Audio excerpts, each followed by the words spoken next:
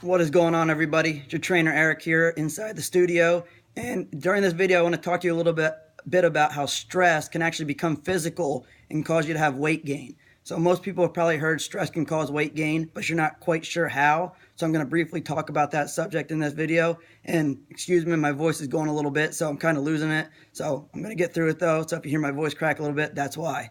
But when your body's stressed out, whether it's physical or psychological stress, your body still has the same response. It releases a hormone from the adrenal gland called cortisol. So cortisol is not always a bad thing. It's anti-inflammatory. It also helps you get out of tough situations. So if you're in the ocean and you happen to see a shark or something that scares you, it will release cortisol, and it actually releases stored fuel from your body, like fat, to get you out of that situation. So it releases fuel into your body, helps you get out of that situation.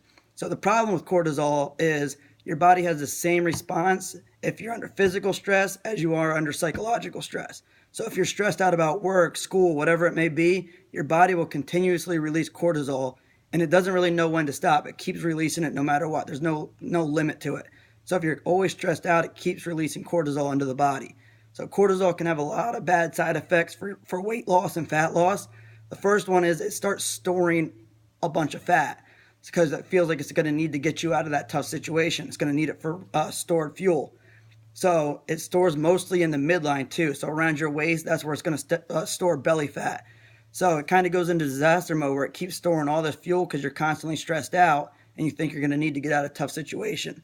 So it also reduces the action of leptin, which is another hormone in the body that kind of tells you when you're hungry or not. So if you're stressed out and cortisol is in your system, you're going to feel like you're constantly hungry. So you're going to keep eating, stress eating. That's caused by leptin not doing its job because of cortisol. So when you're constantly hungry and constantly stressed out, that's the reason why.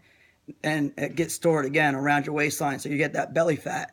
So if you're losing, or if you're working out and your diet's really good, but you're just not being able to lose weight around, or the fat around your waist, it could be because of cortisol. So some other things about cortisol, some ways to reduce it, which is probably what you all want to know, is first adjust your diet. Adjusting your diet can actually lower the cortisol level. You know, sugar intake is a big thing.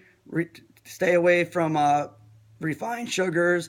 Just lower your sugar intake. That can help lower cortisol. Increase your protein. Try to get more protein in the morning throughout the day. And watch what kind of carbs you're putting in your body. Another big one is sleep. Getting enough sleep and getting on a good sleep schedule can help lower cortisol. Another thing with sleep is if you're a person that's on your phone or watching TV right before you go to bed, that usually messes with your sleep schedule a little bit. So try to stay off those phones about an hour before you go to bed at least, and get on that sleep cycle where you're getting good 8 hours of sleep. Rest it up. That will help lower that level of cortisol. And the last one is just find something that can keep you relaxed, whether it's working out here in the studio, doing yoga, meditation, whatever it may be. Try to find a way to de-stress, and that will that will really help with your cortisol level. That's the main thing. Get that stress level down. Try to find a way to not be anxious, and you'll see your cortisol level goes down, and hopefully around that that midline, you'll start being able to lose that fat. So those are some ideas to get taken care of, and hopefully they work. Let me know. Until then, hands up like a champ.